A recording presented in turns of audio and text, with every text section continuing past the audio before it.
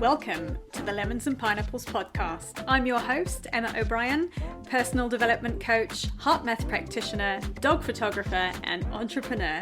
In this podcast, I share tools, strategies, and amazing guest interviews to help you improve your mindset and your well-being with a sprinkle of fun and probably some mention of dogs along the way. So without further ado, let's squeeze the day. Before we jump into today's episode, I'm looking for a handful of people who can beta test a new coaching package I'm offering. I work with people who are stuck in their lives or careers and would like support in making changes, as well as people who battle with the effects of stress and anxiety. If you feel you would benefit from some coaching, which I'm going to offer at a 50% discount for my beta testers, please send me a DM on Instagram at Emma O'Brien Coach and we can arrange a time to chat. Hi folks, welcome to episode 22 of the podcast. My guest today is Nina Vasquez, and we're going to be talking about weight loss and the reasons why it's such a difficult and often unsuccessful journey for people. First, a little bit about Nina. Nina is a trauma-informed integrative life coach, specializing in helping women overcome emotional eating and to regain control of their lives. From a young age, Nina sought solace in food, using it as her emotional crutch to navigate the turbulent waters of childhood trauma, military service, divorce, and the pain of child estrangement. For over 2 decades, she grappled with weight fluctuations and the endless cycle of yo-yo dieting. That was until she discovered a profound solution through mindset life coaching. Nina's personal healing journey not only led her to lose a remarkable 50 pounds permanently, but also illuminated her true life's purpose, liberating women from past traumas, food dependency, self-criticism, disempowering beliefs, negative habit patterns, and anything hindering them from living the life they desire. She's passionate about helping women break free from these chains and believes in the transformative power of self-love, self-discovery, and perseverance. Welcome, Nina. Thank you, Emma. I am so excited to be here with you. It's great to have you on the podcast today. So if we jump right in to talking about weight loss, which is your specialism, you're a weight loss coach. What would you say are the 3 most common reasons you see for clients not being able to lose weight? Okay, great question. The most common things I see in my practice and in my own weight loss journey was, number 1, shame. Shame is one of those toxic emotions that has us staying in the cycle we're currently in.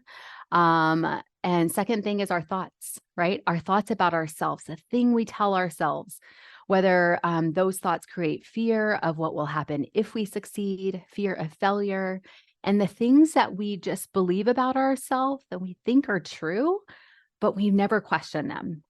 And I can go into those more in depth as well. And then number 3 is our nervous system. So many of us are emotionally eating for any other reason outside of hunger, and we have never been taught how to feel our emotions. So those are the top 3 that I've seen on my journey and in my practice. And if it's cool with you, I'll just jump in and just talk about some of them. Yeah, please. I think the one that's, I mean, they're all really important reasons for being held back. And I think if we unpack them, which we're going to do, none of them have anything to do with dieting itself, right. the physical act of cutting calories, calorie counting, all of those things that I think one associates with weight loss would be going to the gym. What am I eating? Where am I, restricting myself? And it's so interesting to me that I've asked you for the 3 common reasons. They're not in there. Right. There's no calorie counting.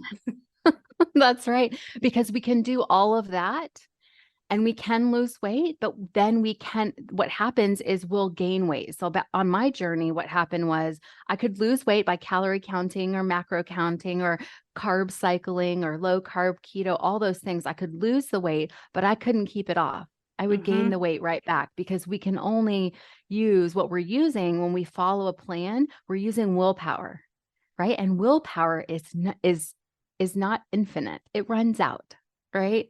So one of the things that we have to start with on a journey is unshaming our starting point, right? Because so many of us have shame. I had a lot of shame because I had lost the same 50 pounds over and over and over again.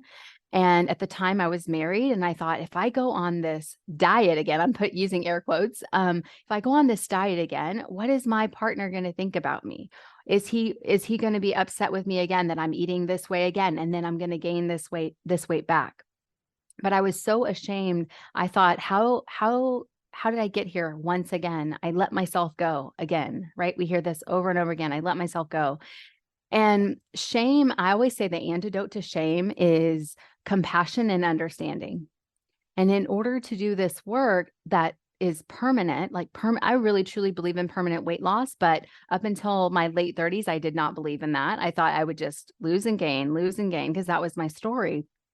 But in order to unshame, we have to really understand our bodies, our brain. We have to really come to a place where we can offer ourselves some compassion. So the first thing that we have to know is how our brain works, right? We are wired. Our brain is wired for survival. It's constantly trying to conserve energy and seek pleasure in the moment, right?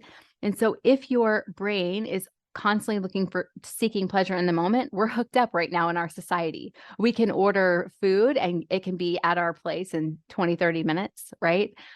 We can just drive down the street to a restaurant, and fast food's on every corner. So our brain is constantly looking for pleasure in the moment. So we have to understand that sometimes it feels like our brain's against us, right?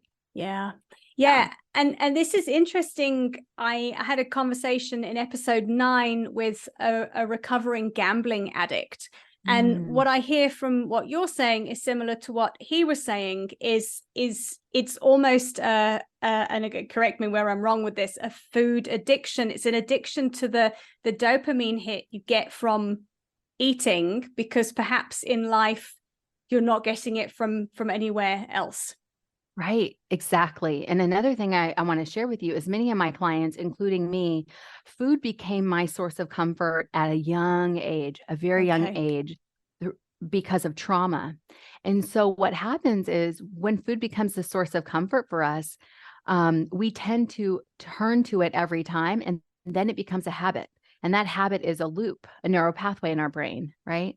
So if we can have compassion for our starting point, like, okay, here I am, I have this brain that's constantly seeking pleasure. I've been using food for, X number of years, right? Decades. And how am I going to rewire, reprogram, change that habit? We have to start with compassion. We have to start with unshaming, right? Because shame is one of those emotions that has us actually hide eating. So if you overeat like I did, I would actually hide in the car and eat fries in the car so my family wouldn't see me, right? Mm-hmm. And so we have to unshame, otherwise we'll continue to do that overeating cycle. I call it the shame self-sabotage cycle, right? So we're ashamed of where we are, so we eat to feel better, and then the cycle continues, right? Yeah, so and it's a perpetuating cycle. And I think it's interesting with a gambling addiction, you're racking up debt, which can be hidden to an extent. Eating food and picking up weight, you can't hide that. People see. No, right. And interesting enough that you said that. I used to think I could just hide myself with my clothes. And I would, wear long sleeve and long pants in the summer, and I just felt like I could hide myself. But it's impossible, right? Yeah. Yeah. You're just hiding from yourself. So shame is just a toxic emotion that really keeps us in that cycle. And where does shame come from? It comes from our thoughts, right? Our thoughts about ourselves. And just takes me right into number 2, things we tell ourselves, right? We have so much fear of success and fear of failure.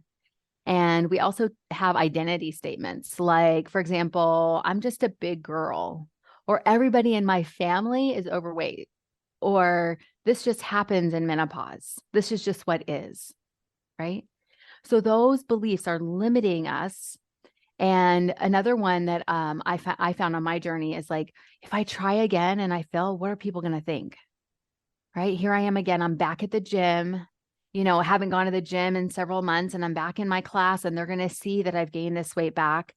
Right? Or one of the things that I really struggled with on my journey was, if I lose this weight, will my partner stay with me? Will they love me? Right? Will my husband stay with me? Right? It was like a fear of success, right? Along with fear of failure, and then thoughts that I had about myself. I was in the military. So one of the thoughts that like was so toxic for me was that, like, I can't believe I'm here. I should know better, right? I should know better than this. I know all the things. Why can't I get myself to do them? Right.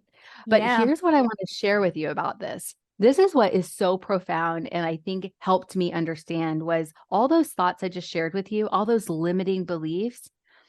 Your brain is purposely giving you the limiting beliefs so that way you don't take action, because it will be uncomfortable.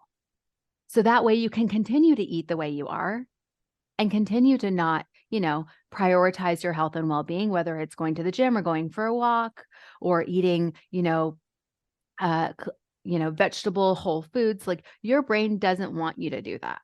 So it's going to give you all the limiting beliefs on purpose just to keep you from taking that action, because of its job is to conserve energy and seek pleasure. Yeah. Right. And I think Yeah. there's that point of our inner voices and our limiting beliefs have worked previously to keep us safe, even if we're in as I'm using air quotes as well now, a zone of safety that's unpleasant. We don't want to be there. We've got unresolved trauma that's happening. We're very unhappy, which is, I imagine, and you can tell me, is underpinning a lot of emotional eating is deep unhappiness. It's trying to soothe feelings that we can't or won't or aren't able to process through and deal with. And it comes to that point, we stay in our comfort zones because we know it might be unpleasant, but we can deal with the level of unpleasant, but we don't know what's going to happen if I lose 50 pounds. Mm-hmm. I'm going to look completely different. Yes. What's life go? Is it going to rock the boat with my marriage? I'm assuming for you, it did rock the boat in your marriage because you're divorced. And I think that's frightening. It's frightening. Yeah, it is. There's so much uncertainty there, and it can keep us frozen. Right? It can really keep us frozen. And the thing you said that really sparked something in me was this unresolved trauma. Right? For me, I had lots of unhealed trauma, and I never learned how to experience my emotions. Most of us aren't sat down at 2, 3, and 4 years old and taught that, like, hey, you're actually feeling anxious right now, or you're feeling sad. What is that like in your body? Right? Mm-hmm. We're never really taught. And this leads me to number 3, which is using food for our nervous system, using food to soothe. Using food after a really long day at work, and you're driving home, and you're, all you can think of is like, I had such a rough day. I deserve to eat whatever it is, right? Or I deserve this glass of wine or 3 glasses of wine, right? And we are not taught actually how to process emotion and how to deal with stress. Yes, entirely. And it's so interesting because I think often children are told that it's wrong to be angry. It's wrong to be sad. It's wrong to say this isn't okay for me. Right. And that has to go somewhere.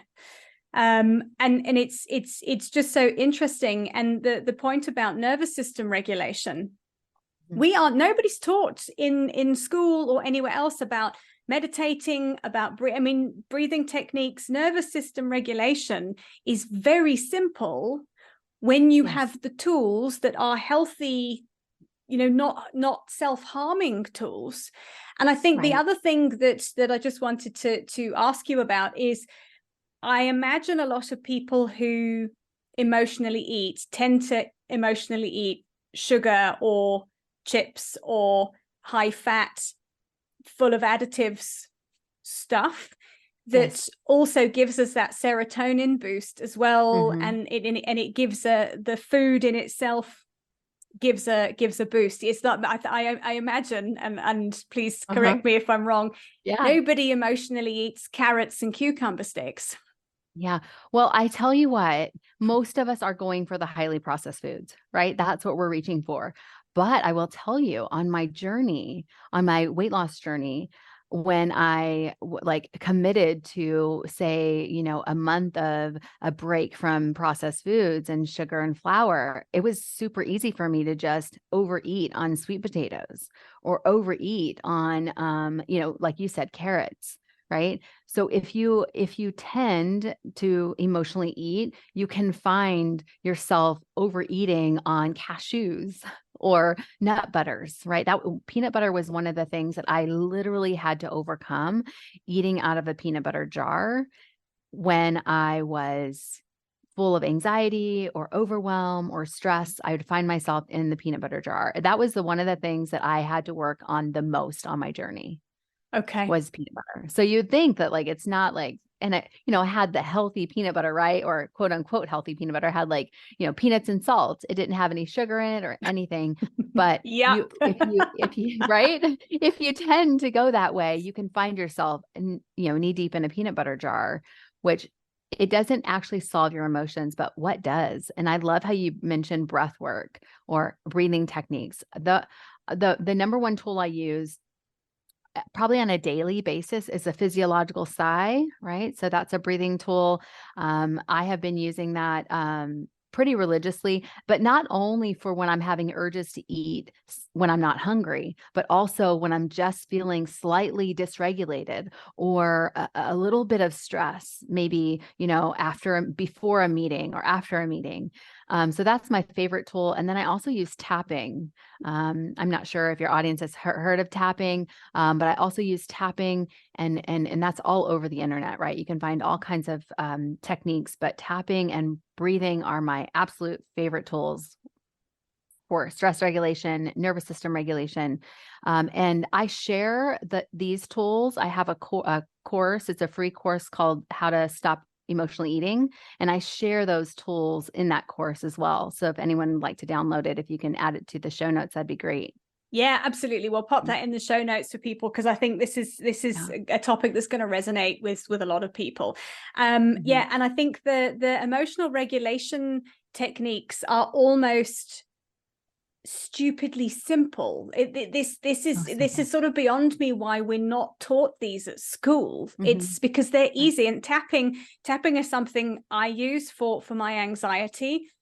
Super useful. It's a brilliant and it's easy, and you can go and quietly sit and do it. Breath work, again, just the sheer act of slowing your breathing down calms your nervous system, and you 2 minutes you will feel completely different. Absolutely. And one of the things I've found on just being able to rewire the pattern, the habit, because emotional eating eventually becomes a habit for you. What it requires is repetition. So anything we do, think or feel repeatedly becomes a habit, right? So it requires repetition. The tools require you to repeat them, right? Just like repeated emotional eating becomes a habit, we can make the tools a habit if we repeat them. Yeah, absolutely. And I think that's the thing. It's including them in your daily routine. One thing I talk about quite a lot is I meditate each morning. At the moment, I'm learning to free dive. So I'm sitting in my meditation practice doing my CO2 tolerance tables, which is brilliant, amazing, brilliant breathing exercise to do.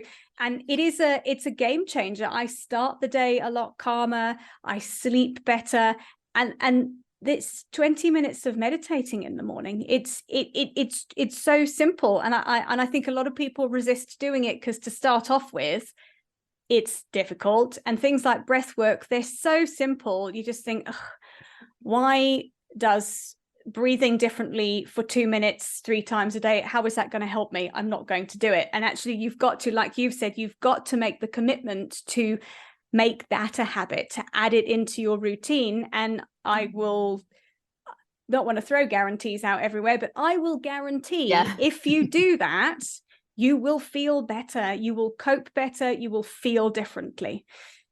One thing I want to ask you, because I think this is the point that underpins your story of emotional eating, and I imagine a lot of your clients, is you can't adjust this behavior until you deal with the root cause of why you're doing the behavior. Yes. So I'd love for you to say a bit more about what your process was of healing the trauma and healing the emotional upset that was going on, that really was what was driving your emotional eating. Oh, that's such a good question. So I think of healing as a journey. So I'm always going to be on this healing journey. So I never want people to think like you're just healed, right? And so my process was it started with mindset work. It started with looking at my thoughts. It started with becoming more aware of what I was thinking, right? Because in order to see our limiting beliefs, we have to become aware of them.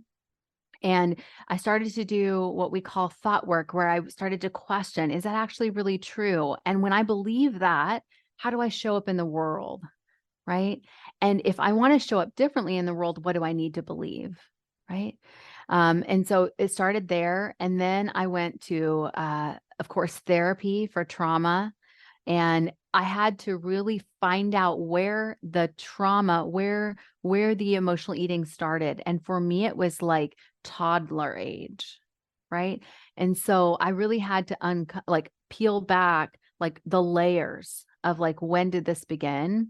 But I didn't have to wait to do that. So I want to make sure that your audience knows you don't have to wait to do that therapy. You can start doing what we've shared with the nervous system regulation tools, and that will be your entryway. And you can start looking at your beliefs, and you can add meditation. I mean, I literally just did an 8-minute meditation before this call. It doesn't have to be that long.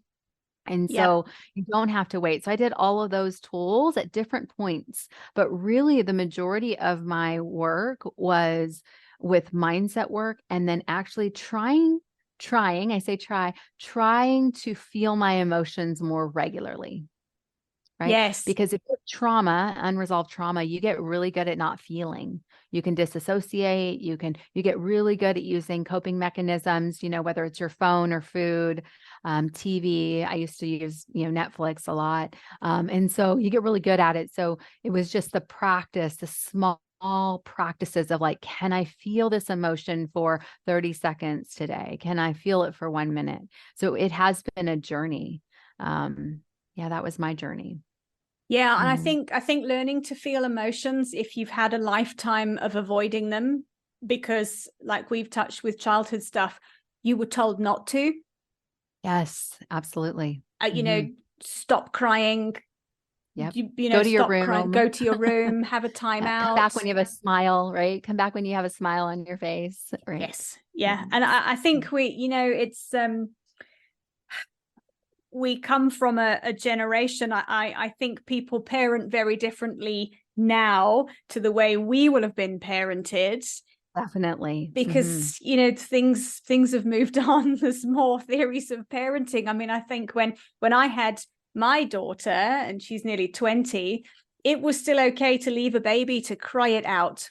Yes. And cry themselves to sleep. My daughter's 20 as well. Yeah. And I look at that now and I just think, geez, you read all this stuff and I think, oh no.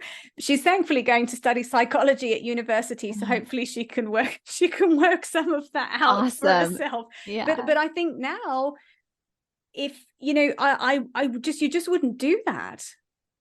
And I guess that comes with I was quite young when I had her, so I think it changes with the wisdom of being a bit older and more patient. But there's lots of things that happen that parents do inadvertently. Some parents do things they shouldn't do on purpose, but inadvertently, that you look at it now and think, oh crumbs, I don't know, yes, what that set up, but Yeah, I did so many things. My daughter is 20 as well. And when I was raising her, we're trying to do our best, right? I used to tell myself, I'm doing everything by the book. Right. Yep. And then now I read the book and I'm like, oh boy, what This was was I not the thinking? right book This to is be not, reading at all. not at all. So yeah, so lots of grace, right, to you and Yeah. me for what we thought we thought we were doing, quote Yes. unquote the right thing, right? Yes. Yeah. And I can remember having a conversation with my doctor when Rosie was small. And, I remember her saying to me, I come from a generation where I was popped in a pram, and if I was crying, and wheeled down to the bottom of the garden and left there. Oh, I mean, now you'd be right. probably arrested for doing that. Absolutely. Yes. But it's just how times change. And I think I suspect this is probably why a lot of the generation of our age are dealing with a lot of unresolved Yes. trauma, because you've Right. got stuff like that happens, that everybody was sort of doing what they thought they should be doing, and we actually sit with the consequences, and you're in your 40s having to unpack it. Right. And I think so many people think they don't have trauma, right? Because they think of trauma as the big T traumas, like an accident or abuse or, something like that. But trauma is more than just those big T traumas. Trauma could be, like you said, I was left in my crib to cry. And what we don't realize is that that baby doesn't feel trust that the parent's going to be there, right? And so it can be things you wouldn't think are trauma. Right? Yeah. You weren't getting a need met, even though to me and you at that time, we thought, oh, this is what we're supposed to do. Right. Yeah. And so many of my clients actually are like, well, I actually had a really amazing childhood. And that's not what it's about. It's about certain times where your psyche didn't have a need met, whether it was like I was crying alone in my bedroom because I couldn't cry in front of my parents, or maybe one of your parents got to your school late. You were the last one picked up. It could be as simple as that, right? Yeah, and then it just sets up. And I think this is the thing with these limiting beliefs that we carry around with us, that they're set up when you're little, because at the time it kind of made sense as a I don't feel safe here, so I'm probably not safe here, so I'm going to find a coping mechanism to feel safe. I'm going to find an alternative to meet that need. And then we deal with it in adulthood with unpacking that, and then healing that younger self, which is the work you've done on yourself. I mean, I think it's amazing. You've been through an awful lot, and you've managed to heal this emotional eating habit, and you're helping other people do it as well. So I think it's really great for people to listen to this and know that wherever you're at, it's possible to change, and it's possible to get the support and to turn it around. Thank you for that. Yeah, I really hope that I am a beacon of hope for other women and men, that it doesn't matter where you are, it's possible to turn it around. Right. Yeah. It's possible to pivot. Yes, right? It's possible to pivot. And I always this is another episode. I always think of that episode of Friends where they're carrying the couch up the stairs and Ross is yelling, "Pivot!" when they're turning it around the But it's totally, all jokes aside, it is entirely possible wherever you're at. You can change things, and the power is within you to change things. Like we've shared simple things, learning some breathing techniques. Google, if you aren't able to reach out to work with a coach, look on YouTube for nervous system regulation, calming breathing techniques. You'll find them. They're really easy. EFT tapping, again, you will find that. If you have a look on YouTube and Google EFT tapping for nervous system regulation, you will find lots of instructional videos. There's some really great content out there. So Nina, you have got a free download of a mini course to help people get started with healing their emotional eating journey. I'm going to pop the link to that in the show notes. Just tell us a little bit about what's included with that and what people can expect from that. Okay. Awesome. Yeah, it's about an hour course. I go way more in depth about the brain than I did in this show today. So I'll talk to you about the brain. I actually talk about how to break the habit of emotional eating, and I offer a few tools in that session. And then I also go into more details about what type of food we should be eating to help us on that journey as well, because the food that we eat really changes the physiological, your physiological response, right, to food will have you craving more or less. Right? Yes. So I go into that as well. So you can expect to have all of that. It's a free course and downloadable. Yeah. Amazing. Thank you very much. And I think that's going to be really useful for people. So please have a look, link in the show notes. You can go and access there. Where can people find you to get in touch with you or connect with you online? Okay. I am at Nina Vasquez Coaching on Facebook and Instagram and TikTok. So everywhere, Nina Vasquez Coaching. Brilliant. Yeah. Please go find Nina and go and connect with her. Nina, thank you very much for being with me today and for sharing about your journey and the work you do. I think this has been a really, really valuable session. Thank you, Emma, for having me. I really appreciate it. You're very, very welcome. All right, folks, thank you very much for listening, and I will see you in the next episode. Bye for now. Thank you for listening to today's episode. If you've enjoyed it, please share with your friends and be sure to leave me a 5-star rating and review, especially if you're listening on Apple Podcasts. To find out more about my one-on-one coaching, please visit my website, which is emmaobriencoach.com. And remember, folks, when life gives you lemons, you can always choose another fruit. See you next time.